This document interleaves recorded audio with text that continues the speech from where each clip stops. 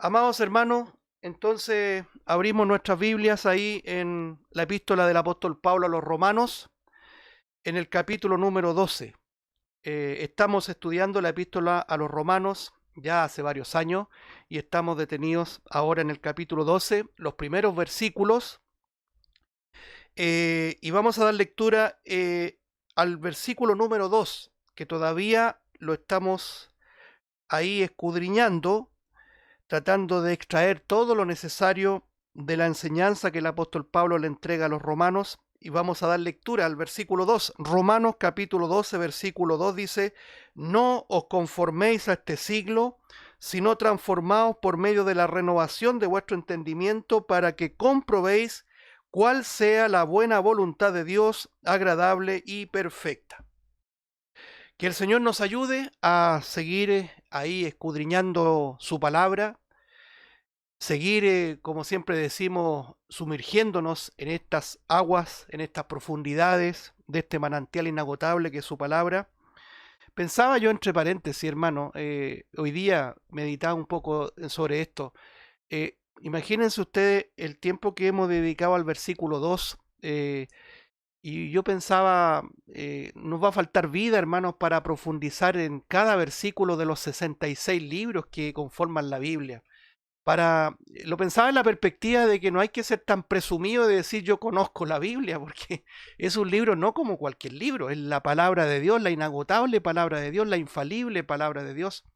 Y hemos estado ahí sondeando, ¿cierto? Con la ayuda, ciertamente, del Señor, este versículo que tiene tanto contenido y que conecta evidentemente el versículo 1, porque el llamado del apóstol Pablo es definitivamente en una integridad, entregarnos al Señor, entregarnos en cuerpo, en alma, en espíritu, en mente.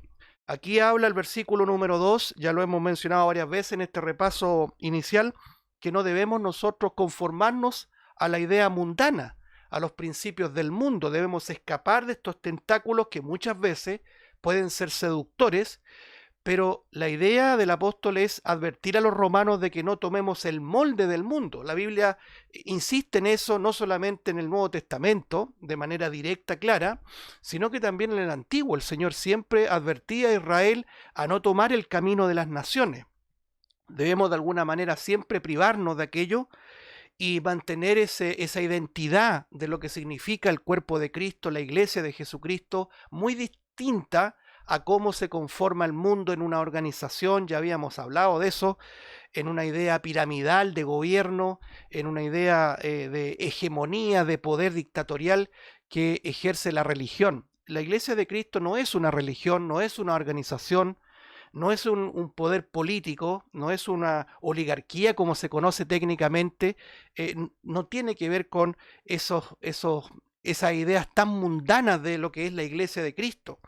Por el contrario, la iglesia de Cristo, y como lo hemos dicho también en su oportunidad, es el cuerpo de Cristo, es la reunión, los convocados, los salvados por la misericordia y la gracia de Dios, este pueblo peregrino y extranjero que está caminando, transitando hacia su patria celestial. Más o menos eso quiero redondear la idea de este llamado a no conformarse al mundo, a este siglo, dice esa palabra ahí, que significa también mundo, sistema, o también podríamos decir esta era de maldad.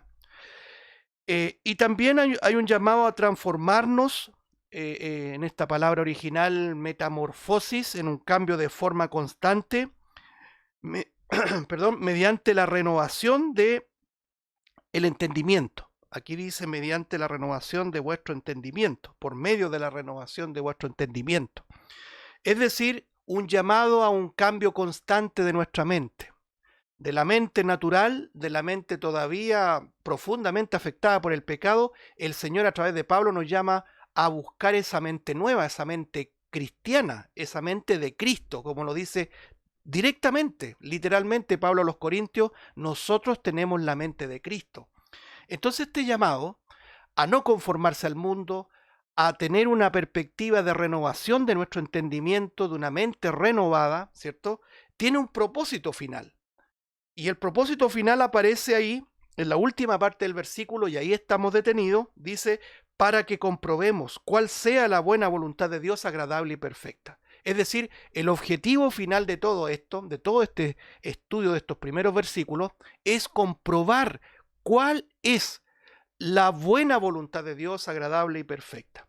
En una breve definición, amados hermanos, de lo que significa la voluntad de Dios, hemos dicho que significa lisa y llanamente el deseo de Dios, el agrado de Dios, por donde pasa su voluntad preferida, por donde pasa su voluntad directa, la que trae gloria a Dios. Esa es la voluntad que debemos siempre comprobar. Nos acordábamos de pasajes tan claros también y complementarios como Efesios 2:10, Efesios capítulo 5, versículo 10, cuando dice el apóstol Pablo, también hablando a los Efesios, dice que vamos comprobando lo que es agradable a Dios, en esa conjugación de presente continuo, es decir, todos los días nosotros debemos ir comprobando lo que le agrada a Él y no lo que nos agrada a nosotros. Y ahí mismo en el capítulo 5, el versículo 17, capítulo 5, versículo 17, también hace una mención de que nosotros debemos no andar como necios, sino como sabios, entendiendo también, siendo entendidos de lo que es la voluntad de Dios.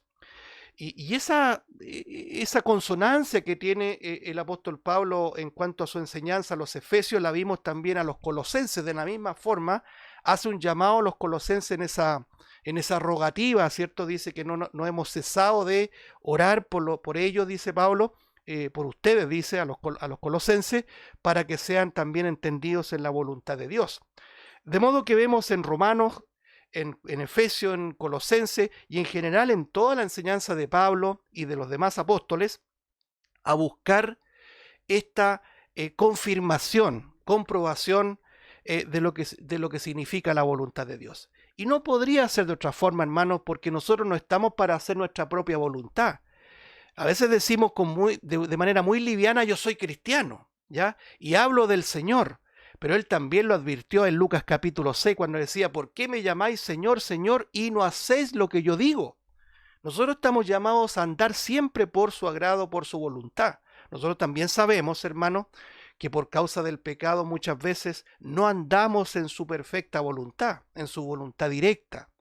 Y transitamos por este concepto de la voluntad permisiva que se llama, es decir, que Dios en su soberanía permite que nosotros, por causa de nuestra propia desobediencia, optamos, decidimos y transitamos en desobediencia, y Dios muchas veces permite aquello, pero ese tránsito nunca, jamás va a traer gloria a Dios en nuestra desobediencia, pero nosotros vemos que aún en esa perspectiva de desobediencia, Dios nunca deja de ser soberano.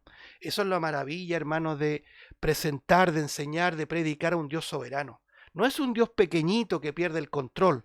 No es un Dios que depende de lo que hagamos o dejemos de hacer para llevar a cabo sus planes. No.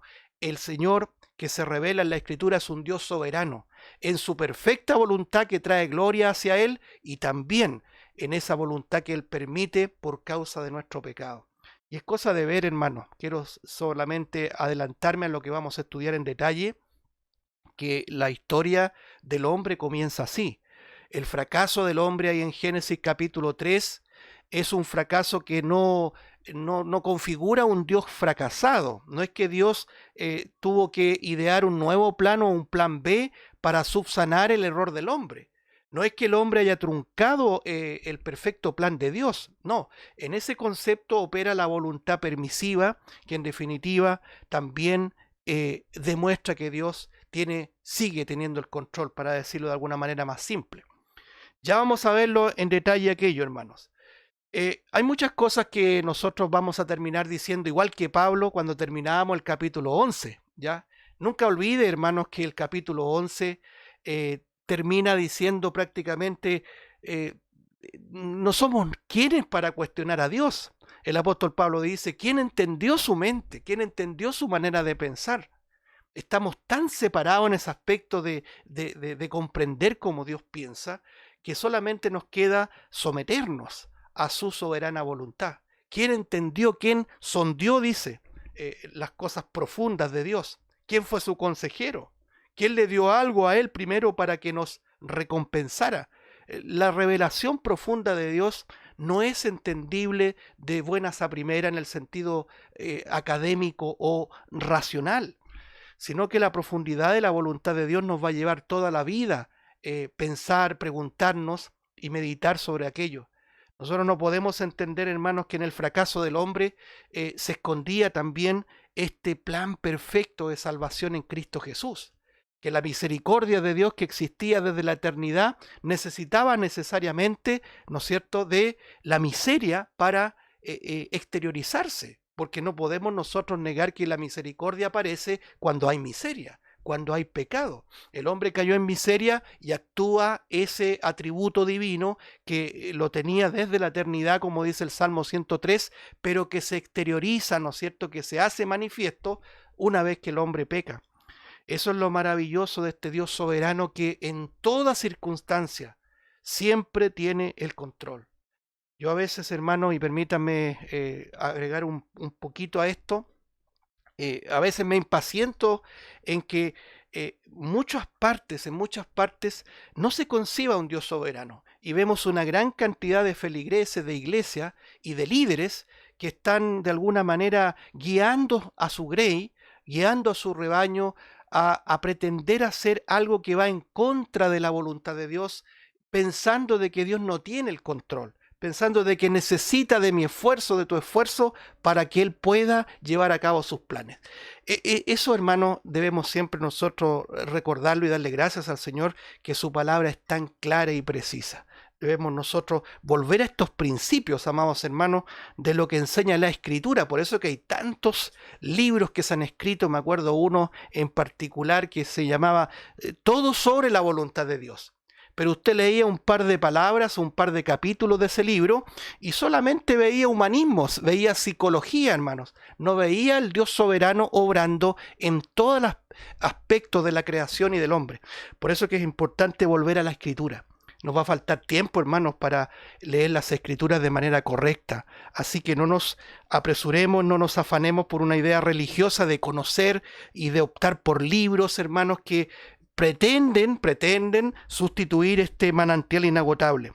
Aquí nosotros hemos visto que el llamado a conocer la voluntad de Dios, a conocer el agrado de Dios, lo que a Él le agrada, no es un tema tan simple, sino que requiere que veamos la Escritura, meditemos en ella, que nos comparemos en el sentido de reflejarnos con la Escritura para que nuestra actitud sea siempre humilde, porque a la medida que nosotros nos comparamos con la Escritura, no tenemos de nada de qué jactarnos. Si usted se compara con su vecino, con alguien, cierto que no es cristiano, claro que va a salir bien evaluado, claro que usted va a ser ufano y orgulloso de sentirse mejor y más puro y más santo, pero delante de Dios ninguno de nosotros da la altura, da el ancho, ¿no es cierto?, para que la justicia de Dios no nos condene, porque si nosotros vamos a la justicia de Dios, todos seríamos condenados, ¿no es cierto? Por eso que es importante compararse no con sus pares, sino que compárese con Dios. Y eso nos va a mantener en una perspectiva muy humilde, muy ubicado delante del Señor y por consecuencia delante de nuestros hermanos. La semana pasada, hermano, antes de pasar a este punto que es muy crucial dentro de este tema de la voluntad de Dios, que se abre, lo voy a decir así, se abre a partir del versículo 2, la parte final, para que comprobéis cuál sea la buena voluntad de Dios, en donde vemos, si tuviera aquí una pizarra podría dibujar, pero vemos un gran conjunto, ¿no es cierto?, que se llama la voluntad de Dios. Pero por arriba, por decirlo así, opera lo que se llama la voluntad directa de Dios o directiva de Dios, y por abajo está la voluntad permisiva de Dios. Es necesario comprender aquello, hermanos. La Biblia muestra ejemplos bastante claros de lo que es la voluntad directa de Dios, de la voluntad permisiva de Dios. Pero antes observábamos algunos pasajes también importantes, como era Romanos capítulo 3, versículo 9 al 12, que lo estuvimos viendo, donde el apóstol Pablo presenta que la voluntad del hombre jamás quiere, ¿no es cierto?, doblegarse ante la voluntad de Dios. Ahí leíamos ese capítulo 3, versículo 9 al 12, donde el apóstol Pablo dice, no hay justo ni aun uno, no hay quien entienda, no hay quien busque a Dios. tres conceptos, hermanos, que nos hablan de la moralidad del hombre, del intelecto del hombre y de la voluntad del hombre, profundamente, lo voy a decir así nuevamente, afectada por el pecado. El hombre pecador en sentido natural.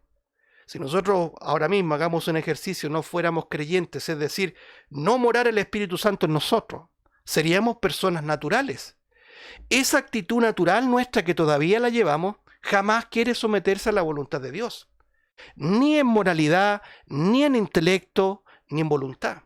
Nosotros vemos que no hay justo ni aun uno, no hay nadie que haga lo bueno delante de Dios, no hay nadie que apruebe ante la colosal justicia de Dios. Solamente nuestro Señor Jesucristo. Por eso que es indispensable estar en Cristo. Y yo pregunto en esta noche, quizás alguien se integra por primera vez, ¿estás en Cristo? ¿Realmente tú tienes convicciones de que eres cristiano? ¿De que has creído de todo corazón que Jesús es el Señor y que murió por tus pecados y resucitó para tu justificación? Si es así, tú eres creyente. Y esa es la paz que tenemos los creyentes. Tenemos la paz para con Dios. Pero fuera de Cristo no hay altura que podamos dar respecto a justicia. No hay justo ni aun uno, dice la Escritura, y lo precisa. Pero en segundo lugar, lo estuvimos viendo ahí en Romanos 3, que no hay quien entienda. El hombre natural no puede, dice, entender las cosas que son del Espíritu, porque para el tal son locura. El hombre puede entender todas las ciencias, puede ser un gran descubridor, y de hecho lo ha sido, ¿no es cierto?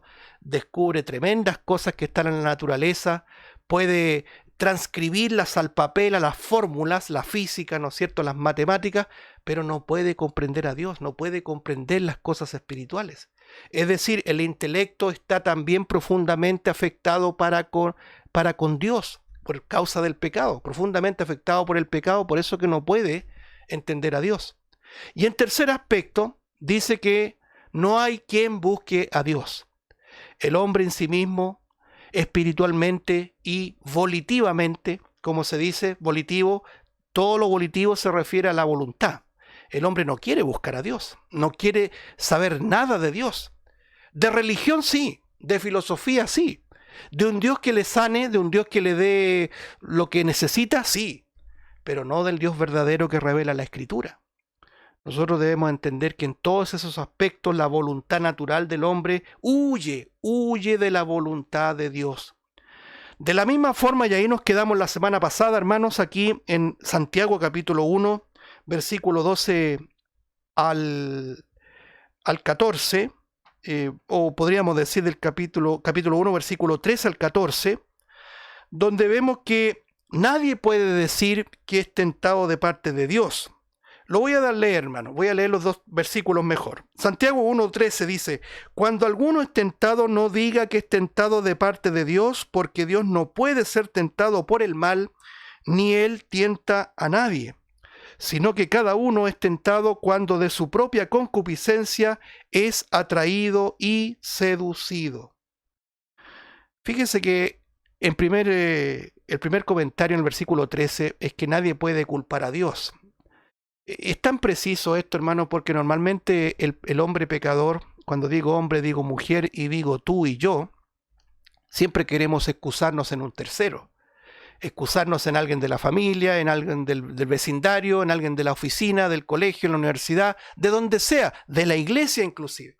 Tú puedes culpar a miles de personas para justificar tu pecado.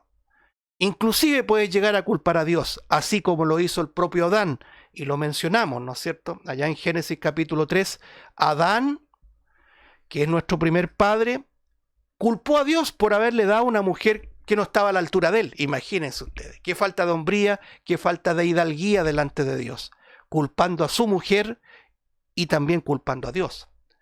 Bueno, eso puede llegar a ser una realidad en ti y en mí, hermanos. Nosotros siempre buscamos excusas para asumir nuestra propia responsabilidad, de modo que si tú eres tentado no digas que Dios presentó esa tentación. Ahora, en el versículo 14, que ya lo comentamos la semana pasada, pero nuevamente lo recordamos, dice, sino que cada uno es tentado cuando de su propia concupiscencia. Ahí está la clave para entender este versículo 14. La palabra concupiscencia significa, en un sentido muy claro y muy simple, muy directo, esta inclinación inherente que tenemos, ¿cierto? Innata, natural, de irnos en contra de la voluntad de Dios. Concupiscencia no significa necesariamente y exclusivamente hacer lo malo, como muchos dicen por ahí. No, es peor aún, hermanos. Concupiscencia es hacer lo que se nos plazca a nosotros. Aún esas cosas que aparentemente parecen buenas, pero que se van en sentido frontal en contra de la voluntad de Dios. No podemos confiar en nuestro corazón, no podemos confiar en nuestros impulsos. La concupiscencia actúa de manera muy engañosa. Y cuando nosotros somos tentados de esa concupiscencia propia, ¿cierto? Somos atraídos y seducidos, dice el texto. Así que, hermano, esto nos aclara bastante más, con mayor profundidad, que la voluntad natural del hombre, que está afectada por el pecado, que está afectada por esta palabra un poquito complicada de entender rápidamente, que la palabra concupiscencia es precisamente, ¿no es cierto?, esa inclinación a irse en contra de la voluntad de Dios. Cuando hablamos honestamente los unos con los otros, cuanto más cuando estamos en oración delante del Señor donde nadie nos ve, ahí nosotros declaramos y reconocemos cuán desobedientes somos, hermano. Porque no solamente somos desobedientes ante Dios por no hacer lo que Él nos pide hacer, ¿cierto? Sino que también hacemos lo que Él prohíbe. Entonces, de una u otra forma, nosotros siempre estamos confrontando a Dios, confrontando su naturaleza santa y 3 veces santa, confrontando sus directrices. Y de esa forma confirmamos que en nosotros todavía hay una voluntad natural que quiere prevalecer y se quiere sobreponer a la voluntad de Dios. Por eso era imprescindible tratar estos textos preliminares. Finalmente quiero citar 1 de Pedro capítulo 4 versículo 1 y 2. Por favor, 1 de Pedro capítulo 4 versículo 1 y 2 dice lo siguiente: puesto que Cristo ha padecido por nosotros en la carne, vosotros también armaos del mismo pensamiento, pues quien ha padecido en la carne terminó con el pecado. Verso 2. Para no vivir el tiempo que resta en la carne conforme a las concupiscencias de los hombres, sino conforme a la voluntad de Dios. Qué lindo pasaje este, hermano. Esto lo dice ahora el apóstol Pedro, pero fíjense la armonía y la conexión, la correlación que tiene de enseñanza con lo que Pablo viene enseñando en Romanos capítulo 12, versículo 2, que es nuestro texto base por el momento, lo que dice en Efesios capítulo 5, verso 10 y verso 17, y Colosenses capítulo 1, versículo 9, y los pasajes que hemos citado en estas últimas reuniones, Romanos capítulo 3, donde habla de la voluntad del hombre que no busca a Dios, donde vemos en Santiago que existe una concupiscencia que nos atrae, que nos seduce, que nos tienta. Y aquí el apóstol Pedro, ciertamente guiado por el mismo espíritu que guió a Pablo, dice que nosotros pongamos también la mira en Cristo, que veamos a Cristo como referente, porque él dice aquí, Cristo ha padecido por nosotros en la carne. La Biblia enseña de que Cristo se hizo uno de nosotros. La diferencia es que él nunca pecó, así lo dice la Escritura. Fue tentado en todo, pero sin pecado. Tremenda diferencia, hermano, para que no rebajemos al Dios de la gloria a un triste rol humano. Sí, él se hizo hombre, pero nunca pecó. Él siempre fue santo, siempre fue impecable. Ahora, estando en los días de su carne, como también lo dice Hebreos, nosotros vemos que él padeció por nosotros en ese estado. Era imprescindible que él muriera en la cruz en carne, para llevar en carne nuestro pecado a la cruz. Vosotros también, dice Pedro, armaos del mismo pensamiento, pues quien ha padecido en la carne terminó con el pecado. Nuestro punto de referencia es precisamente ver a quien venció el pecado en la cruz.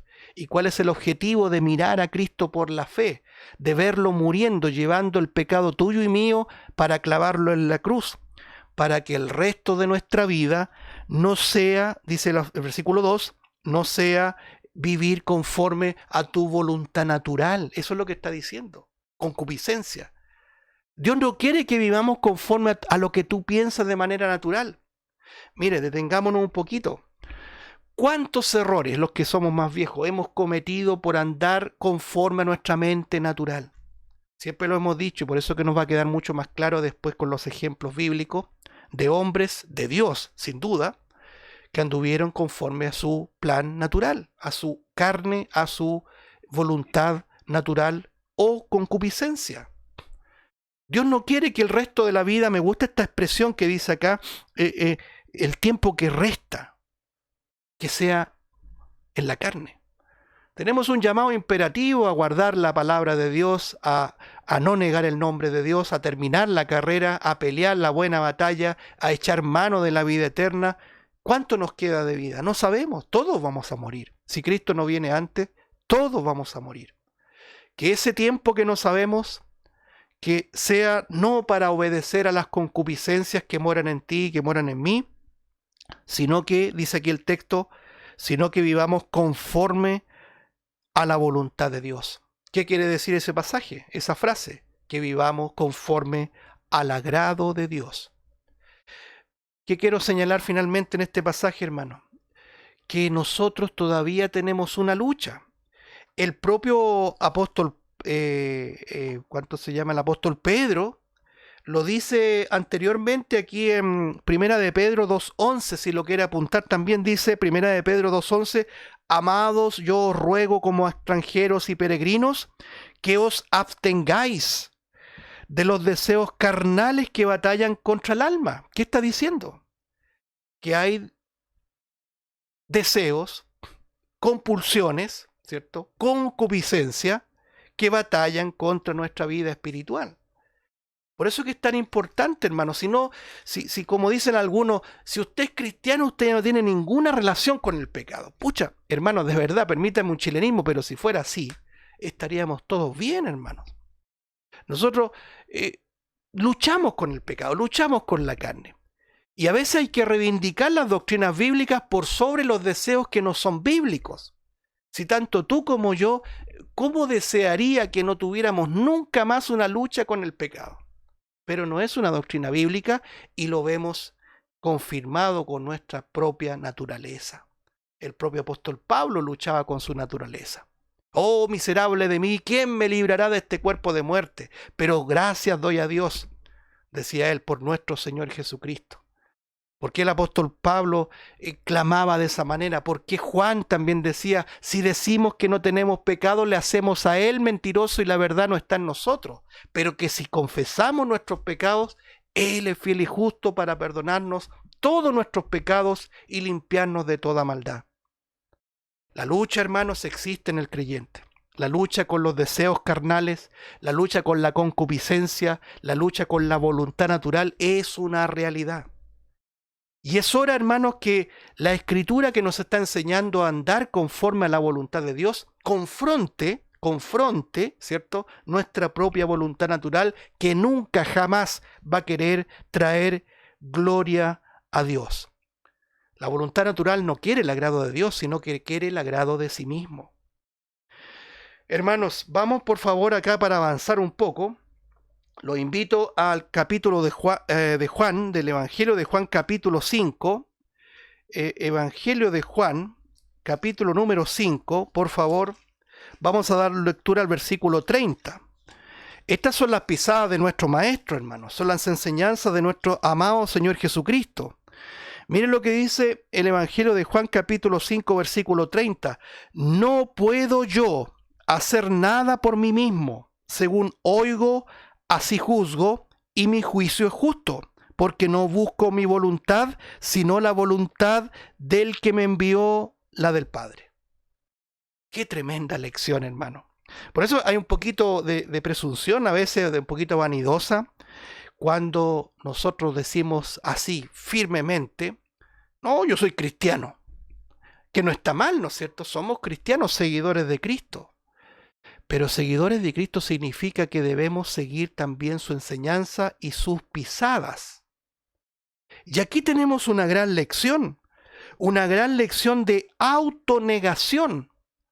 Fíjense que uno va descubriendo, hermano, que el Evangelio en sí mismo, en la pureza del Evangelio, no es un ofertón, como muchas veces se nos ha enseñado. Ven a Cristo y tus problemas se acaban. ¿Tienes problemas de enfermedad? Ven a Cristo porque es tu sanador. ¿Tienes problemas económicos? Ven a Cristo porque Él te va a recuperar las finanzas. Y podemos transformar al Señor y su Evangelio en una especie, perdónenme el ejemplo, en una especie de lámpara de Aladino, ¿no es cierto?, que uno la frota y sale un genio de la lámpara y ofreciéndonos deseos. ¿Y cuáles serían nuestros deseos? Malos deseos, por hermano. Por eso que Santiago dice, pedid y pedís mal porque pedís para vuestros deleites. Entonces, el Evangelio nunca fue un ofertón, siempre fue una demanda. Y la esencia de esta demanda la vemos en el propio Cristo, encarnada en Cristo y en su enseñanza. Es la autonegación. El prefijo auto significa a sí mismo, es decir, la negación a sí mismo, hermano. Cristo se autonegó. Fíjese que él cuando predicaba ahí en Lucas, si lo podemos buscar un poquito como referencia, en Lucas capítulo 9, no pierda Juan, por favor, no pierda Juan, pero en Lucas capítulo 9, este tremendo pasaje que usted yo creo que se lo sabe de memoria, dice así, Lucas 9:23. En particular me gusta Lucas porque agrega algo, dice, y decía a todos, si alguno quiere venir en pos de mí, niéguese a sí mismo, tome su cruz cada día. Es importante, no es un asunto del día de nuestra conversión, es todos los días. Tome su cruz cada día y sígame. Esta es la expresión más pura de autonegación. Y decía a todos, si alguno quiere venir en pos de mí, niéguese a sí mismo. Es decir, autonegarse. La autonegación.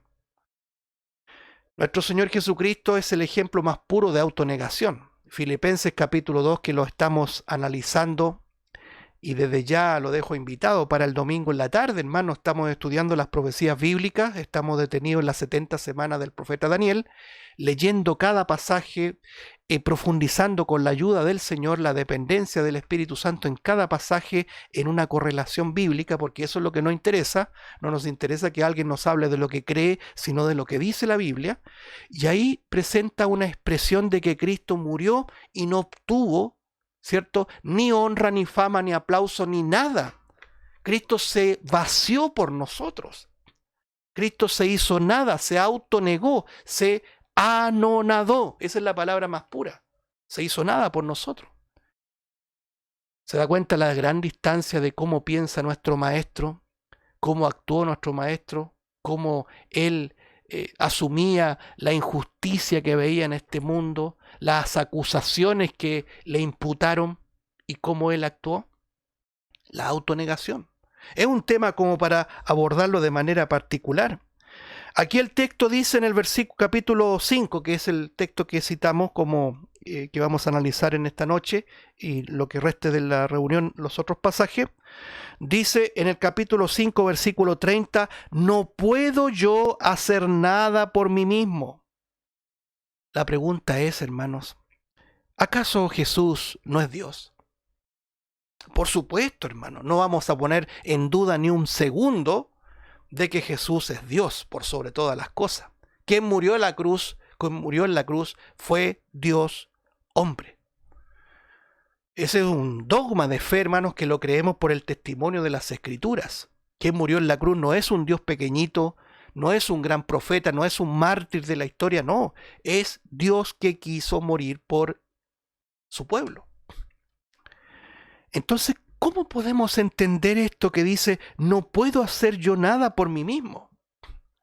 Bueno, como nosotros hemos estado estudiando también eso, Filipenses capítulo 2 lo aclara, dice que él no estimó el ser igual a Dios como cosa a que aferrarse, sino que se despojó a sí mismo. Esa palabra despojó es keno en griego, keno, de donde viene la doctrina de la kenosis, en donde Cristo se vacía por nosotros. Algunos teólogos lo han expresado de una manera bien ilustrativa. Él se reviste de humanidad. No deja de ser Dios, pero reviste su deidad y su gloria con una cobertura de humillación. No cabe duda, hermanos, que nuestro Señor Jesucristo lleva esas dos naturalezas tremendas, hermanos. Una naturaleza gloriosa, eterna del Dios Todopoderoso, pero también una naturaleza humana sin pecado. Nosotros vemos la dualidad de la naturaleza de Cristo en esta kenosis, ¿cierto? En esta unión hipostática que se conoce en el concepto de unidad, pero en la kenosis en el sentido de vaciamiento, lo vemos en el Antiguo Testamento, el tabernáculo, por ejemplo. El tabernáculo es una clara alusión a la naturaleza humana de Cristo, pero también revistiendo la gloria de su deidad. Cristo es Dios. Pablo le dice a los colosenses que en él, en Cristo, habita corporalmente toda la plenitud de la deidad. Por lo tanto, en esa autonegación, Cristo no dejó de ser Dios, pero limitó sus atributos para actuar como un hombre, para morir como un hombre y llevar nuestros pecados como un hombre. Aquí en el versículo 30 de Juan 5 que estamos analizando, comprendemos por qué dice, no puedo yo hacer nada por mí mismo, según oigo, así juzgo, y mi juicio es justo. Él no andaba por su propia cuenta. Dice acá, porque no busco mi voluntad, gran enseñanza para nosotros, sino la voluntad del que me envió, la del Padre. El Señor dijo, yo no he venido para hacer mi voluntad, sino la voluntad del que me envió. Él todo lo enseñaba en virtud de la voluntad del Padre. Cuando tuvo que confrontar a Satanás, él no decía, mira, yo creo esto y acá, no, escrito está. Sometía su intelecto, sometía sus emociones, sometía su voluntad a la voluntad de nuestro Padre. Qué gran enseñanza, hermano. Por eso que es tan importante en la iglesia que los líderes de la iglesia sometan su intelecto, sometan su orgullo, sometan sus expectativas y proyectos a la voluntad de Dios, no a la voluntad natural, que muchas veces es muy engañosa, que parece ser el camino correcto. Por lo tanto, aquí vemos un gran ejemplo de autonegación. Cristo no buscó hacer su voluntad, sino la voluntad del que le envió. ¿Cuál es? La voluntad del Padre. Si avanzamos un poquito, ahí mismo en el capítulo 6 ahora de Juan, este tremendo capítulo 6 de Juan que tiene 71 versículos, imagínense. Evangelio de Juan capítulo 6, vamos a dar lectura del versículo 39 al 40. Mire, demos lectura. Juan capítulo 6, versículo 39 al 40. Dice así, y esta es la voluntad, nuevamente el tema central, esta es la voluntad del Padre el que me envió, que de todo lo que me diere no pierda yo nada, sino que lo resucite en el día postrero. Y esta es la voluntad, versículo 40, del que me ha enviado, que todo aquel que ve al Hijo y cree en Él, tenga vida eterna y yo le resucitaré en el día postrero. Por lo tanto, aquí tenemos una gran revelación, hermano. ¿Cuál es la voluntad del Padre? La voluntad del Padre se encarna en el Hijo. Por eso que tiene correlación todo esto, hermano. No es una interpretación antojadiza. Quien ve al Hijo ve al Padre. Felipe le preguntaba, muéstranos al Padre y nos basta. Y el Señor le respondía, Felipe, tanto tiempo estoy con vosotros y aún no me conoces. El que me ve a mí ve al Padre. En otras palabras, el que quiera conocer la voluntad del Padre debe mirar al Hijo. La voluntad del Hijo es la voluntad del Padre. Cristo se sometió a la voluntad de su Padre. Esa palabra someter significa ponerse debajo para cumplir la ordenanza. El sometimiento es una de las aristas también y de una de las lecciones que tenemos nosotros. Pablo le dice a los Efesios capítulo 5 también, someteos unos a otros en el temor de Dios. Debemos ponernos debajo, ¿no es cierto?, de su alero para hacer su voluntad. Aquí está referido a la salvación eterna. Aquí está referido al plan eterno de salvación. Esta es la voluntad, ¿no es cierto?, de el Padre, que todo el que me diera, que todo lo que Él me diera, no pierda yo nada. Ninguno de los que el Padre le ha dado para salvación se va a perder. Y eso desmorona la idea, hermanos, de que nosotros somos los que permitimos o impedimos que personas vayan al infierno. ¿Usted cree que puede ser eso un asunto humano? Algo tan trascendental como la salvación humana, que podamos llegar a decir, quizás esta persona se fue al infierno porque yo no hice nada por salvarla. ¿Y dónde está el Dios soberano? ¿Dónde está el Dios que le dio la tarea al Hijo para salvar y le entregó a Él todos los que Él quiso salvar para vida eterna y que ninguno de ellos se pierda? ¿Se da cuenta? Vamos sometiendo nuestra lógica humana a la lógica de Dios. Vamos sometiendo nuestra voluntad natural a la voluntad de Dios. Y eso nos va a ayudar, amados hermanos, a comprender aún más el misterio de Dios. Hoy día, lamentablemente, el cristianismo está infectado, lo voy a decir así, de racionalismo, de humanismo, en donde se rebaja a Dios todopoderoso y soberano a un triste rol de limosnero. No, hermanos, el Señor es el Rey de la gloria y nosotros sus súbditos, hombrecitos, mujercitas pequeñitos, que debemos servirle para su gloria. Que el Señor bendiga su palabra.